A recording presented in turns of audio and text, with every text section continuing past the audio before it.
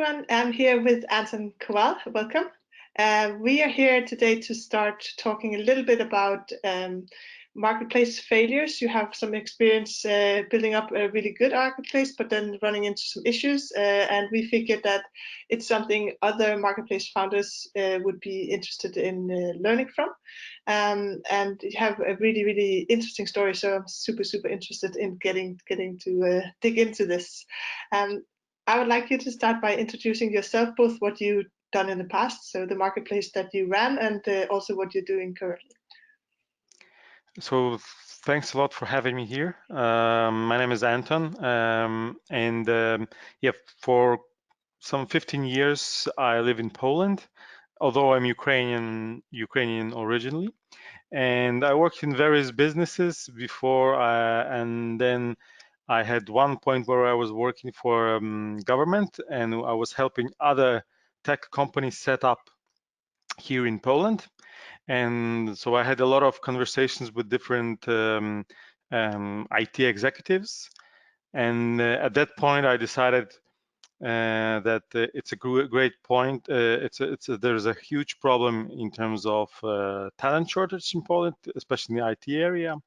So I decided to maybe I should try to build a marketplace for this. That's how I started.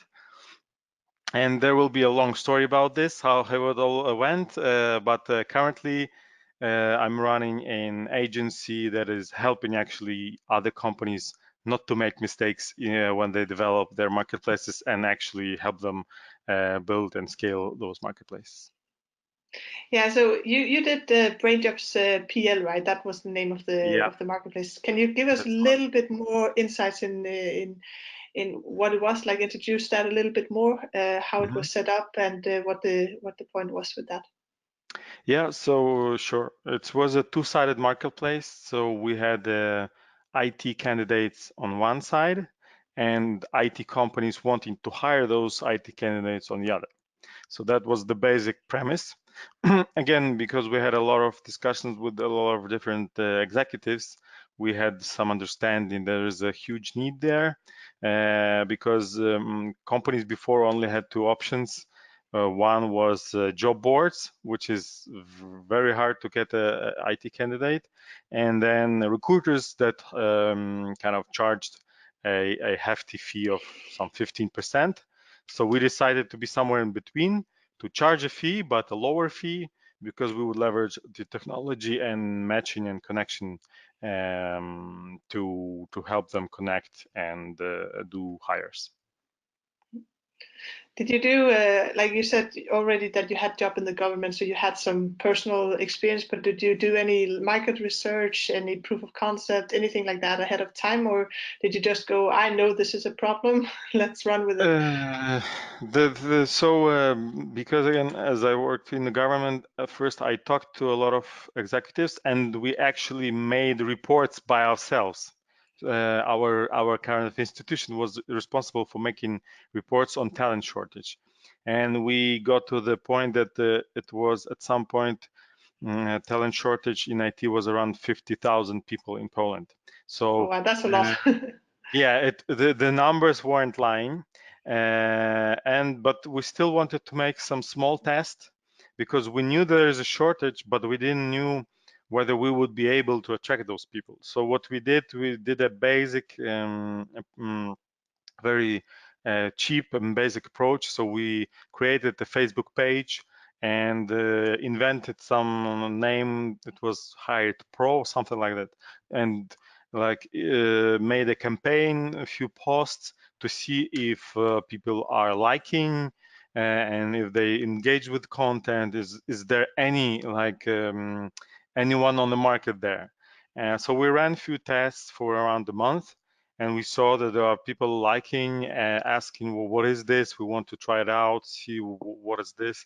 So for us, it wasn't a very detailed reporting or analysis, but for us it was like, yeah, it sounds good. And the other thing was that because we come from Ukraine, there is a similar system in Ukraine that was actually working, which in the end turned out a big mistake because you cannot compare two countries, but No. we'll get to that point. So just so I understand it correctly, you created a Facebook page and then you ran some paid ads just to Yeah, see if people would actually jump in and like the page, and yeah, then that showed you that people had the interest. yeah, and ran some questions, some posts just to see if there is any engagement at all. And this was this on the supplier side or on the consumer side?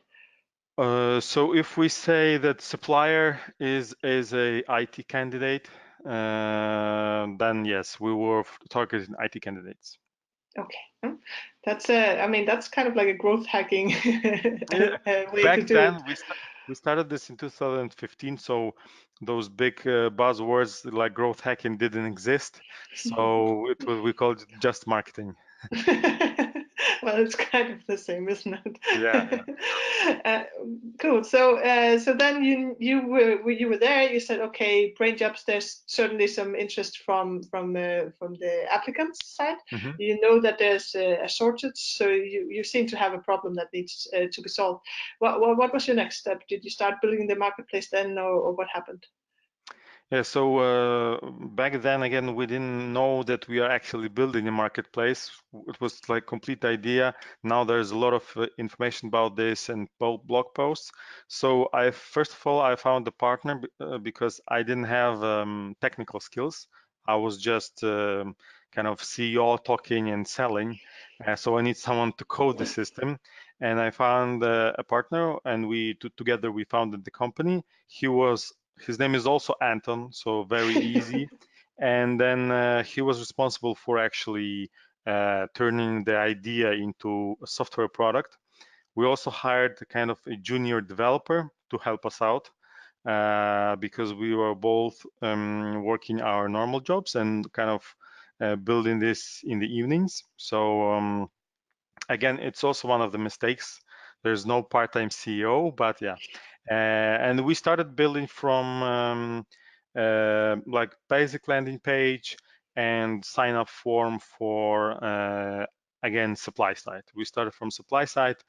In terms of demand side, it was built way at the end because we were focusing only on supply at the beginning. So how long did it take from you? You had this what do you call it, early proof of concept with the Facebook Yeah. page and your research, and then until you actually managed to go live with the first like bare barefaced version of your marketplace. So it took us around, I think, 2 months, 2 to 3 months. And when we created the website and we created a basic kind of filling form to where you can create your CV, we launched it, and nothing happened. Numerically, I don't know how, nobody was interested because we didn't do any marketing. So then we thought we should hire someone to help us with marketing because we have no idea what we are doing. So in the beginning here, you had three people. You had you had the other Anton, and then you had a Hmm. junior tech Developer. person, Yeah. developer, And and then then we you said, okay, this okay, is not we need working. to do something with this. So we hired. There was actually a guy who approached us by himself. He was really interested in the kind of HR tech space, and he had some experience there. So we were very happy to have him. And we also hired a content writer. So we because we didn't have funds, it was fully bootstrapped. We decided to go only kind of organic traffic, no paid traffic. So we started creating content and testing content. If it's how do people like it? Do they like it? And then our marketer, he was kind of posting everything on Facebook groups. And then back then again there was no restrictions on posting and everything. You could do a lot of stuff and you could get a lot of engagement, and that's when our traffic started going up. So at this point, were you all part time, or were the guys All you part hired time. were? You were all part-time. Or part-time, or kind of 10 hours, yeah, a week, something like this, yeah. And at this point, did you split the profits? There were, of course, no profits at the beginning, but did you actually pay the people that you hired, or did you give them like Yeah, part of the? no, we paid them. So if it was it wasn't easy, because we had to earn everything we could during the day, and then spend half of the salary on paying others. That's why we couldn't afford having them on full time, only kind of task-based approach, and that worked. Yeah, yeah. I mean, either you get investment or you pay yourself, right? The money has to come Yeah, from somewhere. yeah, yeah. Someone has to Would pay the you? bills. So I know we haven't gotten into the failures or anything like that at the Mhm. moment, but would you recommend that approach, or would you say no, go out and really get those investors if you can spend some time on getting them? I would say you need to first test the transaction if it really works, and actually you don't need a huge system for this. We were able to do this, so having kind of just at the beginning, just to test, not to take any loans and investments, because investments are okay when you see that there is a at least some channel fit, at least some there is someone interested in buying and someone at least someone paying. But if you're not at that level, it's best to kind of hire a few people on Upwork or any other marketplace and just do the testing and see if it works or not. Makes sense. So, so you said already that you started focusing on getting the suppliers in.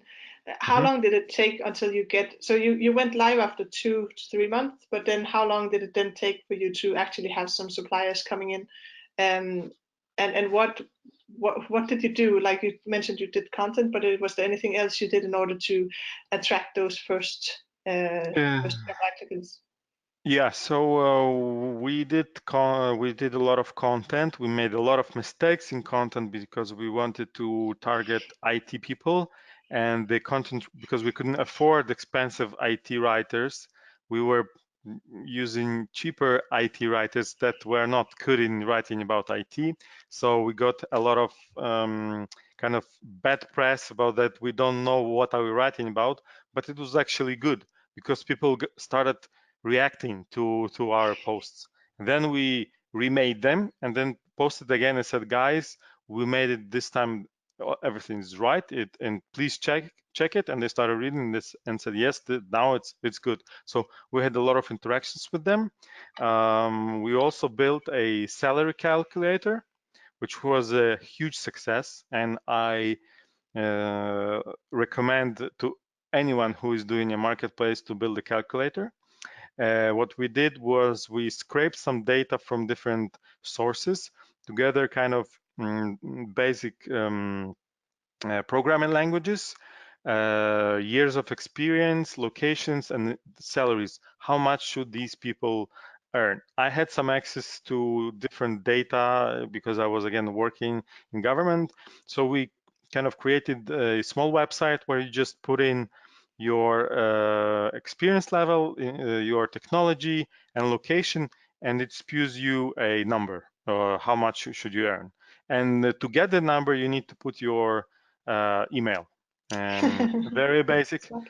In 24 hours, we received 1,000 emails. 1,000 people checked it.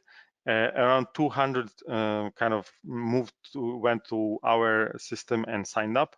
So it was huge success. There was a lot of discussion because kind of a IT general salaries are a taboo question in terms of they're not shown. So people started asking, oh, why I earn so little or why I earn so much? And there was a lot of discussion. So it was a huge success. And we used it throughout the whole system then. And we also started using um, before we got any clients, we started using various partnerships. So we knew some guys in different larger companies, larger portals, that kind of product managers that wanted to build something like we had already, but they didn't have resources or it took them forever to budget everything. So we came up to them and said, let's do a barter. We'll give you the technology. You just put your data and you have a calculator for yourself. And you put a link to our website on Smart. your huge, and they were able to push through the backlink to us, and we could immediately rank very nicely in the internet. That's good. So now you have Google ranking, you have some interest, you have social media. How many people had signed up on the supplier side at this point? So we had around 300 to 400 people already on the platform. Okay, and is this the stage then that you go out now? We have people. Now we need to actually have someone to hire them. Yes, well, my founder told me, Anton, I'm working a lot. Well, we are building nice, beautiful features, but we need some money and we need somehow to fund this. So we started thinking, how should we sell to B2B clients at scale? And again, it was 2015, so GDPR was not in full effect then. So we basically used a service that had kind of data of various tech companies in Poland, and we started blasting emails. I think we sent around 900 emails to 900 companies. And the response rate, we were very happy with the response rate. It was around 35%, so it That's was good. crazy good. But we worked a lot with messaging, and it took us some time to adjust proper messaging, not to sell, but to like talk to them. Are you still actually looking for any recruitment? If yes, maybe you're open to check out some new kind of system on the market. And then we jumped on the call, good old, old calling, qualifying people if they want, if are they looking for anyone or not, and then yeah, and started selling, sending them contracts for signing. So the monetization model at this point was that the people who wanted to recruit would pay to put their AdWords or their ads up on your platform, and then you had the database of. Well, we were kind of, yeah, they were putting their job offers on our platform, and we were doing the matching algorithms to fit the person to the offer, and then sending those offers to those matched candidates. Um, so that's how the basic system worked. It was very basic matching tool, but it did the job at the beginning.